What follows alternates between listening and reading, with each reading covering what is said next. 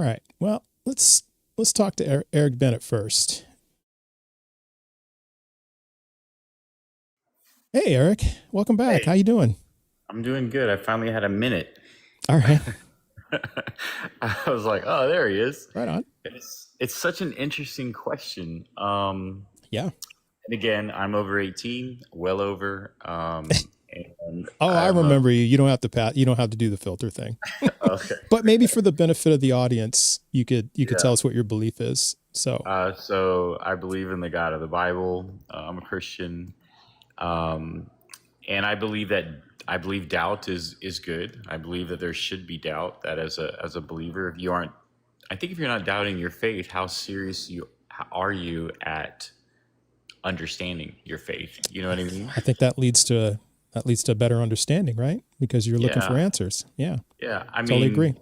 mean, if you're trying to figure out, I don't know, any basic scientific argument, you Mhm. have to hypothesize and question and to do so.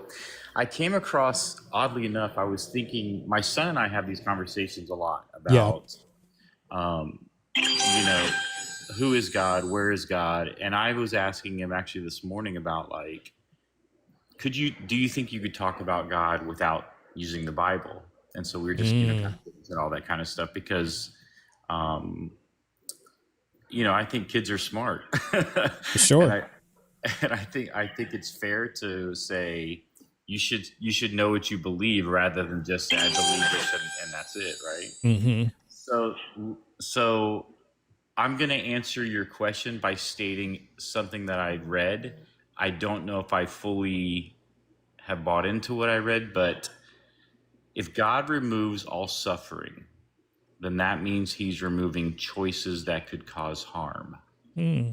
Choices I that could don't cause know. harm. Hmm. I'm Really? I really came here to flesh it out with you because that's how I like to discuss things. Yeah. Well, that's cool. So That's cool. that sentence kind of stopped me for a little bit. I was like, because I do understand, like I do understand from my concept is God is love, God is just, God is mercy, God is grace, all these Yeah. things, right? But then there's also the conflict of why does suffering occur? Why do bad things happen to good people? Why do bad things happen to, quote unquote bad people, that kind of thing. Mhm.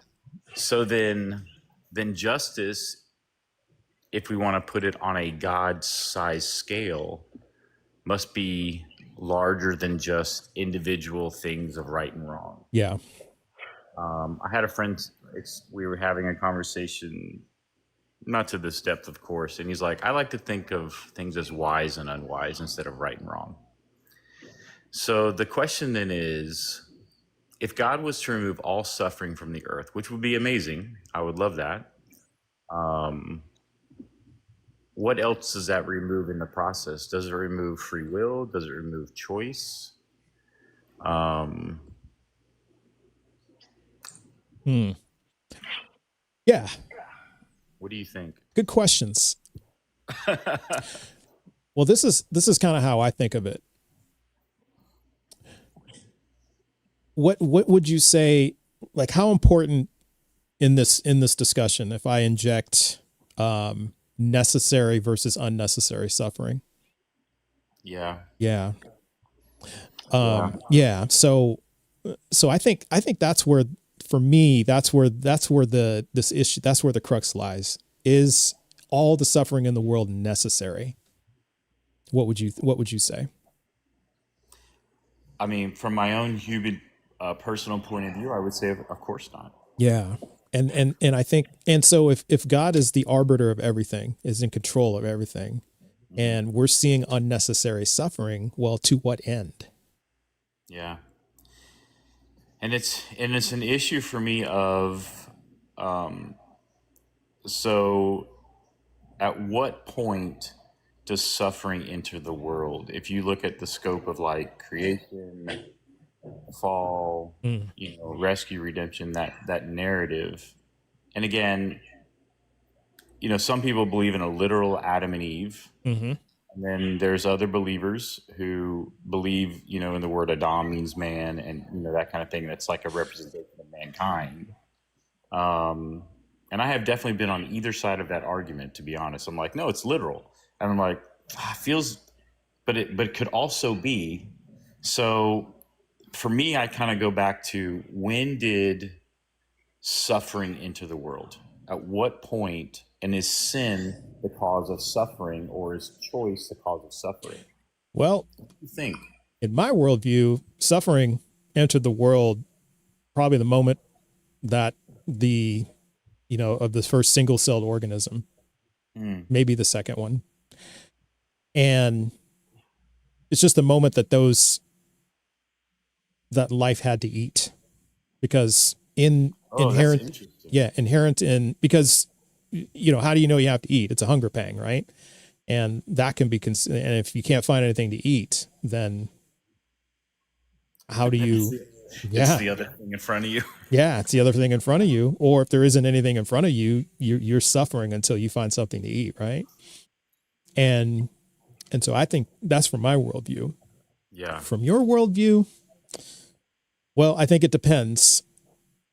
If you're, like what kind of Christian, or what, like, because Christians have a variety of beliefs, right? It's like it's a spectrum of beliefs. So if you're a literalist, then it's the moment that Adam and Eve got kicked out of the garden, right? Right. If you're not, then it's something a bit different.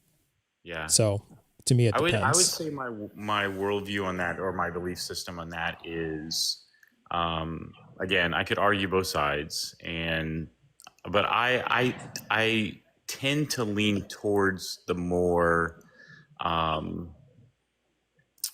representational Adam, if you will. Mm-hmm. This is what life was intended to be, but man chose to follow man, which, might line up just a smidge, if you will, quite a bit of license there, of somebody's got to eat. So, the survival of the fittest goes into, this animal a lion had to sustain, so he had to eat the baby antelope. Right. Right. Now, remind me, how close does your theology line up with the Bible? Pretty close. Pretty close? Yeah. Okay. Now, I wouldn't say that. I mean, I understand it pretty well. I'm not a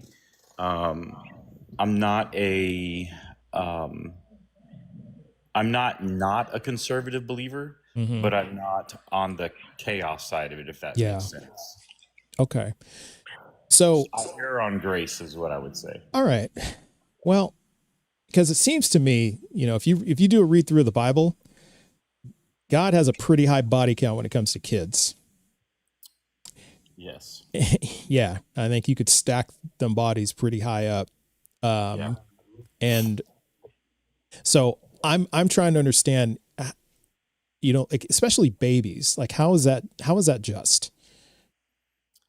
I can't argue the justice of it, and that's the thing. I think that's and you know what, I think that, not to deflect, but I think that there's Christians who would say, no, I'm just going to staunchly believe this without questioning it. And then, so the ultimate of it is that, I think in everybody's life, we've seen people die too soon. We've seen people suffer either at the end of their lives. We've seen babies die. I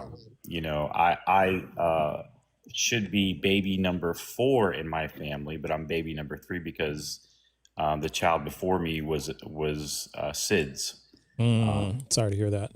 So yeah, I mean, I obviously never knew him, I will say, there's a little pressure from the mother who says, you're here because, so you must be here for a great purpose, right? Yeah. Which, great. That's all well and good. Yeah. I've seen plenty of that. And that's the moment where, as a believer, you're saying, God, where are you? I think it's fair to ask that question. I think it's totally fair. And I also believe that there's different experiences in that, where the parent or the people involved are saying, I felt comfort in this moment, but there's also a humanness that says, I don't know if I'll ever understand this. you know? Okay. I have kids, so how could I understand that type of suffering? So, like the cases of babies being born with, I 100% just lost the name of the disease, but they just experience pain nonstop. Oh, yes. Edward syndrome. Yeah. So I've seen like some stories on that, and you're like, is this what from a theological standpoint, is this what sin, if you will, caused? Mm-hmm. Is this what this caused? So Mm-hmm. does that mean God is that serious about sin, or does it mean I don't understand suffering? I think we understand. I don't know. I think we understand suffering. I Yeah. mean, I think we know what it means to suffer, and and even from an empathetic standpoint, if we see a baby crying, we automatically think something's wrong, right? That it's suffering somehow. It's in distress, which is a form of suffering in my book. So I think we understand it on a pretty deep level. And so how far do we, how in your estimation, how far do we have to understand, how intimately do we have to understand suffering to rationalize infants being, cut apart with broadswords in the Bible? Oh, I mean, I I hope I don't ever have to understand that type of suffering. Yeah. You know, the because if you go back to like, let's say, like the Old Testament and the Israelites and Passover and these types of things, Yeah. you're like, all the firstborn males in the story, right, are going, and you're going, what is the purpose to that? Yeah. What's the purpose? I mean, so we can't even coherently think of a reason where that would be appropriate. Like here, let me draw a parallel. Like if let's just say the rulers of our country, all right, regardless of what you think of of our administration, but would it be just if our administration, there's an executive order just saying, okay, all babies in Missouri got to go? I mean, would that be, and that's the only thing, that's the only time they do it, and it's the only time that happens. And let's just imagine the entire rest of this administration, everything is done perfectly right. Yeah. Would you call that administration just? No, of course Yeah, not. exactly. So even one instance of just a mass unaliving of babies would tarnish anything anyone would do. So then we can't call this God just by what you've laid out, right? I mean, that's what I'm hearing. If we say it like that, therein lies the rub. Therein lies the tediousness of it all. Is Yeah. because I know, like I know that argument, right? Mhm. It's, if this is true about God, then this can't be true, basically. And so the question is, am I defining justice differently from God? I'm not sure that I am. And then the second part is, how does God see his work in the world? Yeah. And through Christ, it would be a redemptive work, in the New Testament. And in the Old Testament, it would be a sacrificial work. That I think would be, Yeah. kind of nebulous theology there. So then I heard somebody say, God isn't loving, he's love. Hmm. God doesn't act justly, he's justice. He's the concepts of it.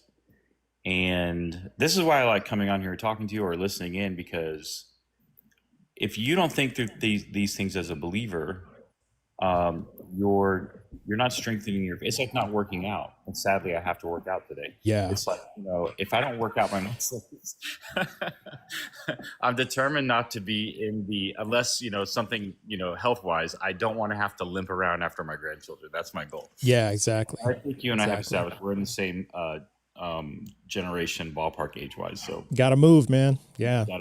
Gotta use these creaky parts that we got. Yeah. Or else they'll get rusty.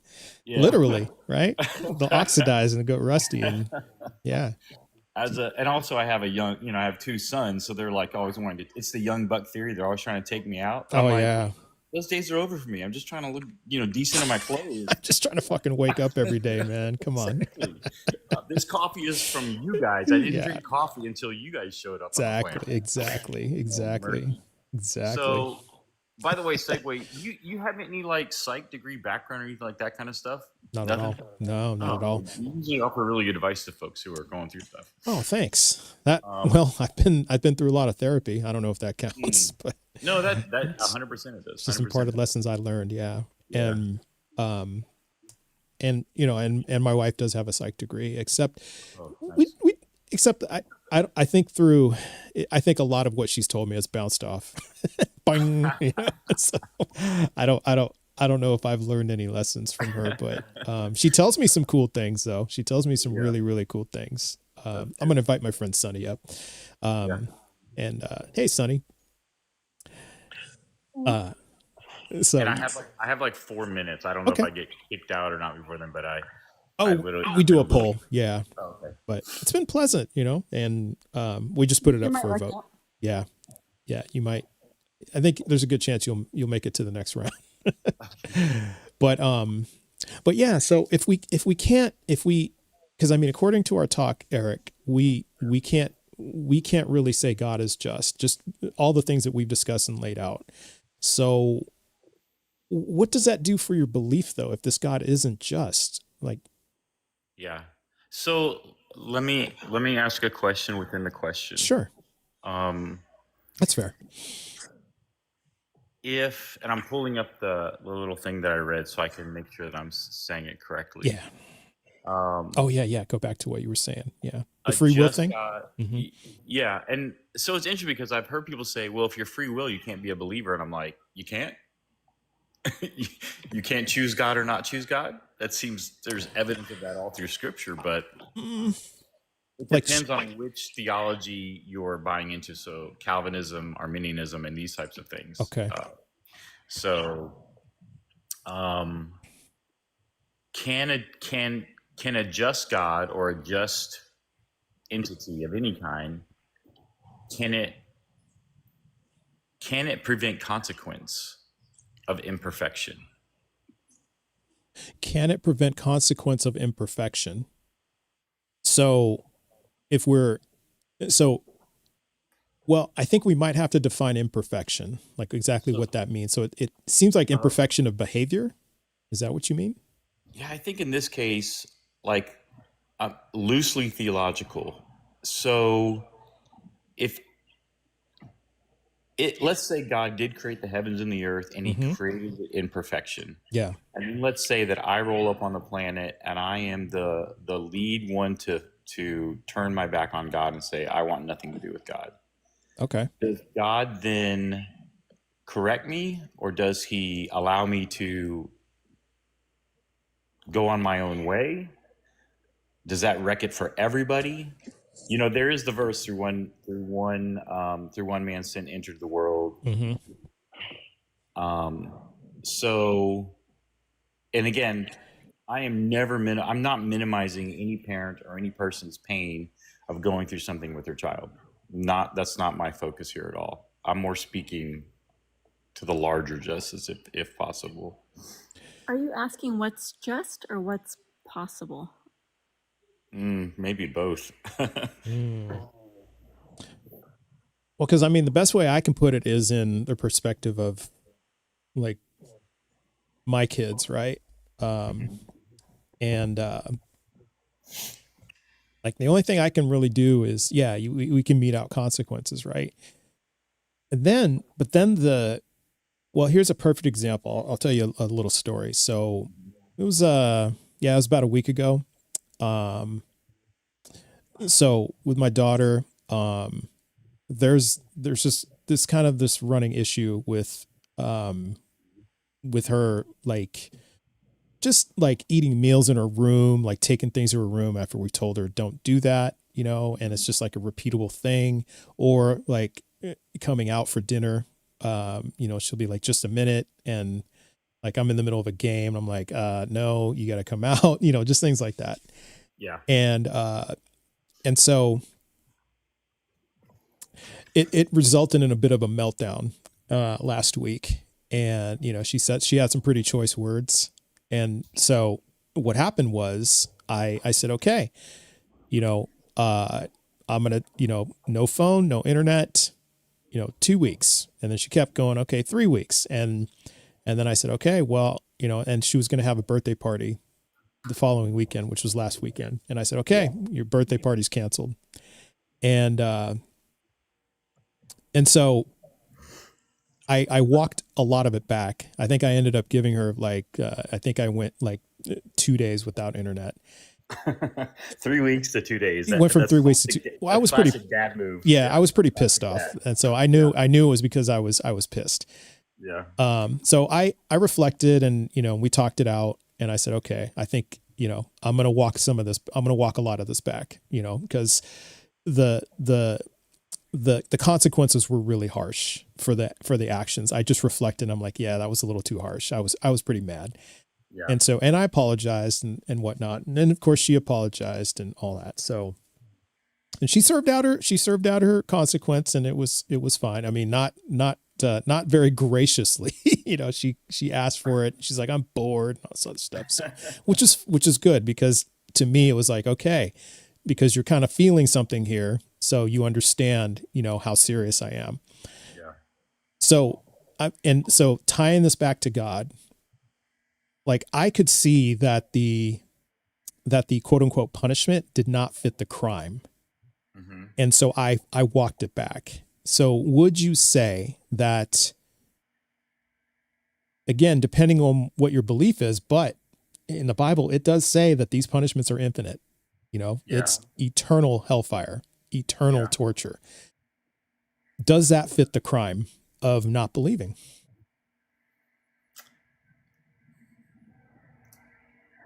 This is not a cop-out statement. One, I'm woefully underqualified to say that, but I'll make as educated a guess as I can. Because I don't claim to be God. I don't claim to know everything about God. But for me, it seems to be that God is so serious about his desire for us in eternity that in the finite, if you will, everything's super serious on getting to the eternal. Like the eternal is the ultimate goal. So, I wonder, I share your dad pain. I have literally had the same conversation. Yeah, the same conversation. Yeah, it's very common. I don't know. Literally, yesterday I was like, hey, can you hop up and, empty the dishwasher? And my youngest has the sarcasm wing like his dad. Lucky you. Apple and tree. What are you going to do? Lucky you. He goes, I can't. My legs are stuck. I'm like, you're literally sitting on the couch. You need to hop up. And I just kind of gave him I was like, it's fine. Things can go away. And he's like, oh, okay. So, but I think in that moment of what I'm really trying to do is I'm trying to prepare him from being a 30-year-old contributing adult to society. Mm-hmm. That's how I see it. Yeah. Yeah. And so I'm looking at God then as saying, maybe he cares more about my eternal function than my finite. So if I'm a believer that says God sees today, yesterday, and eternity in one image, in one snapshot, if you will, then if I am in this moment going through something significant, is it preparing me for now or is it preparing me for eternity? Okay. Let me kind of put it this way. Yeah. You would agree that compared to eternity, our lifespan on this earth is, I don't know, less than a blip, smaller than a blip. I mean, instantaneous, right? Yes. And so if I compare it to my daughter's outburst, which was a moment, which is a blip in our lifetime and in her lifetime. Mm-hmm. And then I could see that 3 weeks of, discipline was too much for that. And I walked it back. Yeah. And so comparatively speaking, our lifetime is even less than that moment, is even less than that blip. And then we have to pay for it for eternity. And if you also factor in It's not that I am rejecting God, because I don't believe a God exists. Oh, how can you reject something you don't believe exists, right? So you Right. take it from that standpoint. Yet I get told every day in my lives, in my chat, in my DMs, I'm going to hell. Mm-hmm. So how is that just? And we'll do that one last question, then I got to do a poll. So yeah, how is that just? So it's a great art. I think we approach the argument. You come from one side, I come from the other. So we get the finite punishment, like we get the simple punishment, and then the walking it back. And I think there are examples of like you have this much time to believe in Christ. Like this is your lifetime to figure that out. So even though, it seems like the years go faster and faster the older we get, when I'm younger, I certainly see them as slower, Oh, I got a follow-up question. Go ahead. You said something interesting. I got to follow it up. So, all right, don't forget it. All right. So then I kind of have been landing lately on whatever I'm going through right now is for his glory, right? All right. And then also whatever's happening in heaven, and so eternity to me is with God or without God. All right. So maybe I should start a podcast called "It's Okay to Doubt God." Maybe. I'm sure there's a million of them already out there. I'm sure there's a million. It would be away from my boring leadership stuff, which would be a pleasant change every now and again. Yeah. So all right, so that's where I land, I guess. What was your question? So my question is, because you said we have a lifetime to figure this out, right? So so if we're figuring this out, like it's a math, I immediately like a thought of a math problem came to mind, or like a puzzle, or it's something akin to having enough reason or evidence to be convinced that this is true.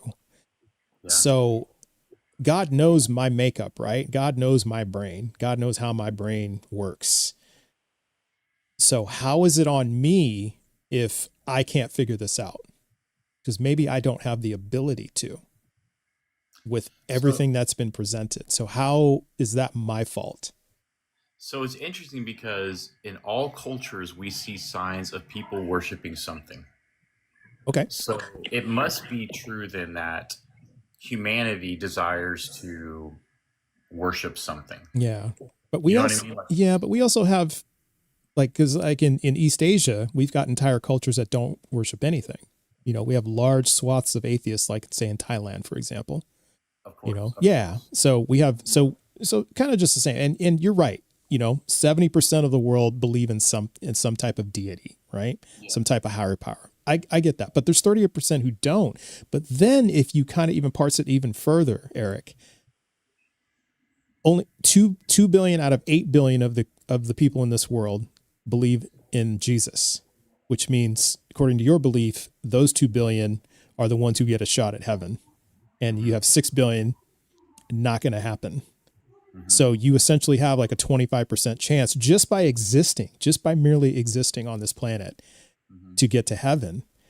And if this is so true, there's so much evidence for this, how come 6 billion people don't get it? You see what I'm saying? 100% I do. Yeah. And so I would say that, some of the verses in the Bible that I really like is, you would know me from the wind in the trees. And there's this amazing book. I read it years ago. It's called "And the Word Came with Power." It's such a simple book. And it's a missionary named Joanne Shetler, and she was a Bible translator for the Wycliffe Bible translators. And what they do is they would go into the remotest places in the world, and they would translate the book of John from English into whatever the language was, which means they would first have to learn that language, and then they would have to translate it. And I'm not talking like they were going to, like France. It was like in the middle of nowhere, a dialect that was unheard of and things like that. And her comment was that when she got there, they were already worshiping things pre her being there, and that there was a hunger to know who this other God was that seemed to be stronger than the others. That I've heard in a lot of different places, which is intriguing to me. As a believer that, and I know we've wandered so far away from the suffering issue, but it's intriguing to me that there's an inherent desire to worship. There's a, because we've seen it, and then there's this belief that even in the multi-god realm, I almost sounded like the comic book Quantum Realms. That in the multi-god realm, there's potentially this one god that they recognize as overall. So, interesting. Yeah, and that book is a little. That's like a Kindle read. It'll probably take you like 15 minutes. Actually, I read it really fast. All right. Can I make a comment real quick? Yeah, please. About I'm not the host. Sorry. No, about your you're saying that we have like a need to worship, but the way I interpret that is that it's a fear that we have. We have this innate fear of the unknown, and then we have this instinct to survive, and so that's a fear of death. And so I feel like the gods are created out of fear, because we fear death, and so we create these gods that have this afterlife. And also like they're like we know, like there's like the volcano gods, and there's the god that caused these storms, and so that those would damage your life. They could cause disasters, and so then they worship the gods to prevent out of fear, to prevent bad things happening to them. I don't think they're doing it just because they want to worship. It's interesting. I definitely think that's part of it. I think, like in Christianity, that's what legalism looks like. I go to church, I read my Bible, I pray because I feel like if I don't, bad things are going to happen to me. All right. It's called the gotcha God. Oops, God gotcha. You got a cold. Oh, God got you. You must not be acting good enough. And then I've heard this thing that says, God doesn't bless us because we are good, it's because he is. And so then we go back all the way down to the beginning of the argument was, well, what about suffering? Is that a blessing? I wouldn't think so. But is it sunny? I only see like the first three letters of your name. Yes. So I don't disagree with what you're saying. I do believe that people create something out of fear of death and things like that. And I would say for me, I don't fear death. I certainly don't want to die at this point in my life, but it's not something I fear. I don't want to experience pain through death, of course. But I definitely believe that when we study ancient cultures, there was a lot of fear, no doubt about it. And then there's also this thing about, I don't have to work for my salvation in Christianity, but most other religions, something is required of me. All right. One more question, and I swear it is the last one. So another interesting thing you said. So we have, are you aware of the Paraha people of the Amazon? Maybe. Okay. I'm not 100% sure. Paraha, and they're a tribe in the Amazon, and they don't have a word for God in their language.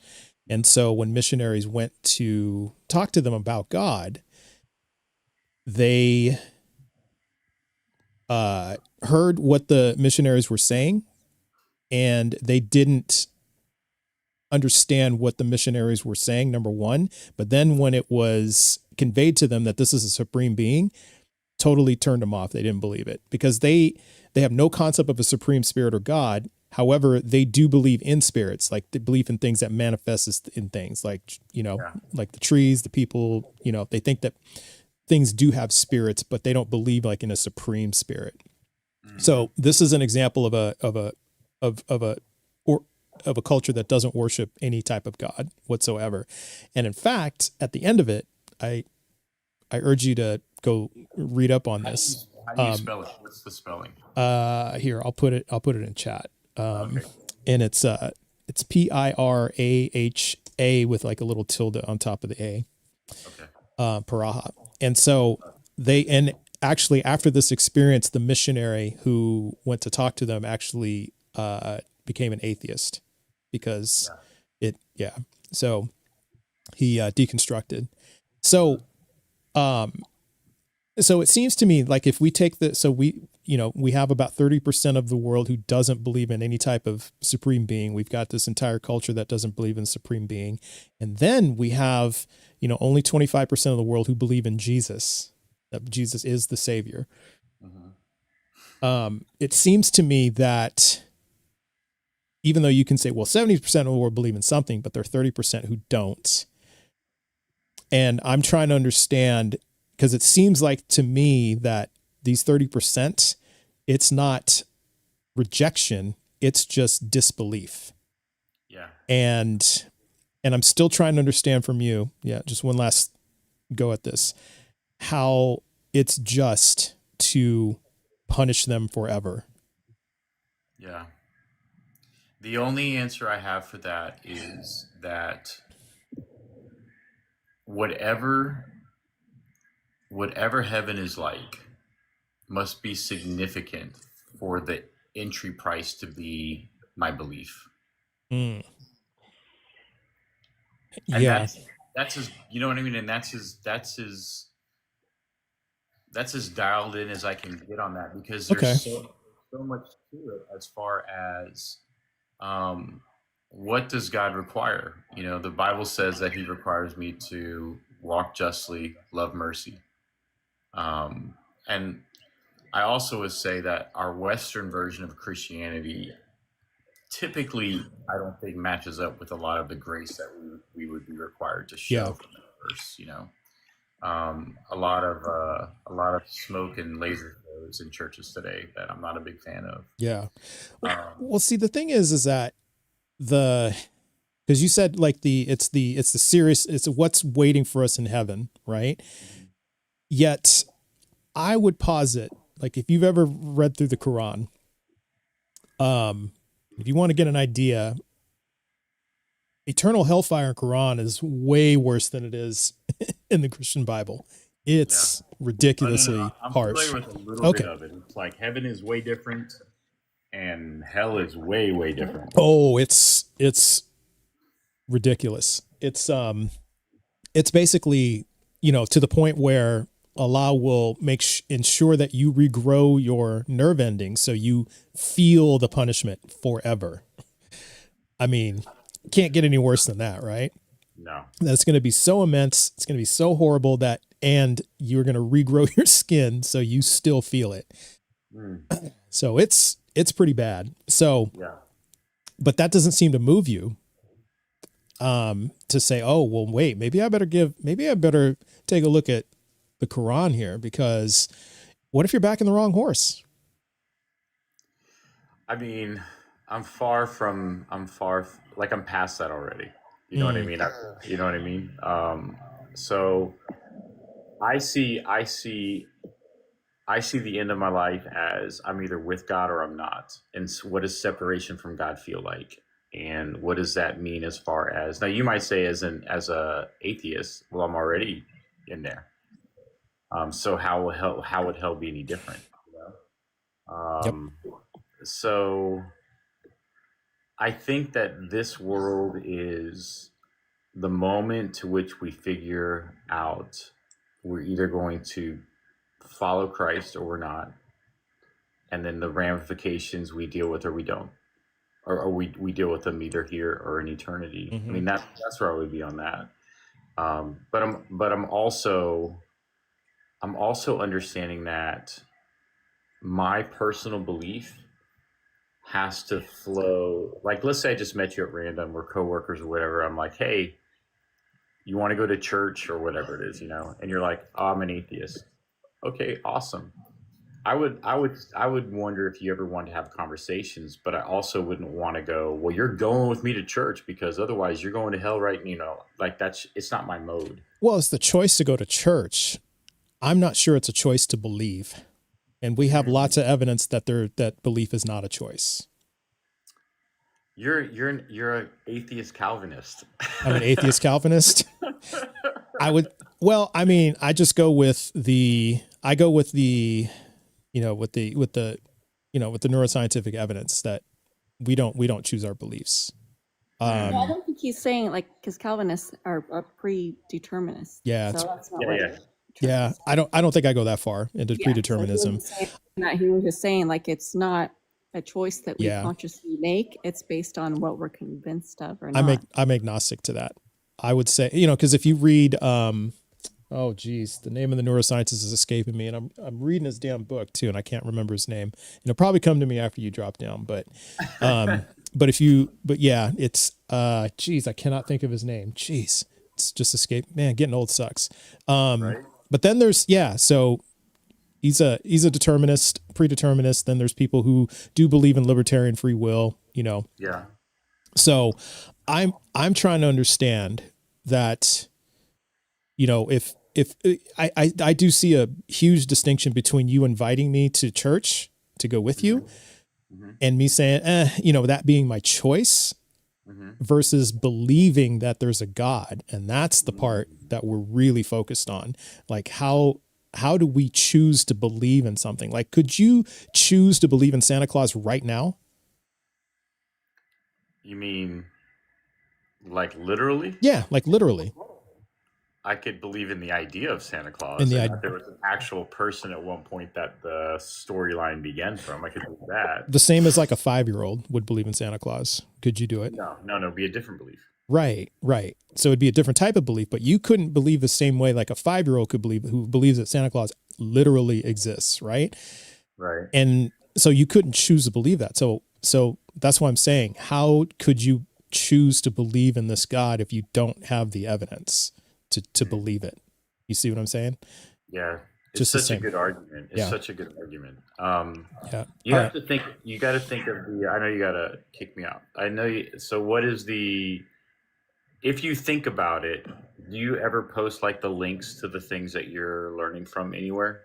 Any of your social medias? Yeah. It's in my Discord. If you want to join my Discord, the link is in my profile. There's all kinds of stuff in there. Yeah. And it's all broken down by I have different chat channels like science, philosophy, all that stuff. And you can go in and look at all the stuff hack away and just jump in. So nice. All kinds of stuff. Okay. Cool. You don't have to vote me in or out. I'm already past where I was supposed to be. Okay. Yeah, it was a good discussion. So I kind of overrode it, and because you kept saying some really interesting, profound stuff, so I had to ask. I had to probe deeper. Yes, finally. Right on. Hey, Eric. Hey, I always appreciate you. So likewise. And if ever I can get on here again, come on back. And I have a minute, I definitely will. I appreciate what you're doing. Yeah. And and I super appreciate. I don't know how many Christians are in the chat, but hey, man, doubt is okay. Relax and let this man do his work in your life. And if it causes you to strengthen your faith, then great. That was the purpose. But also, I would say I so enjoy how you talk to people because it's just so chill and it's nobody's condemning anybody. No, I don't know. Not at all. I love it. Right on. Well, Eric, all right, enjoy the rest of the day. Next time. All right. Take care.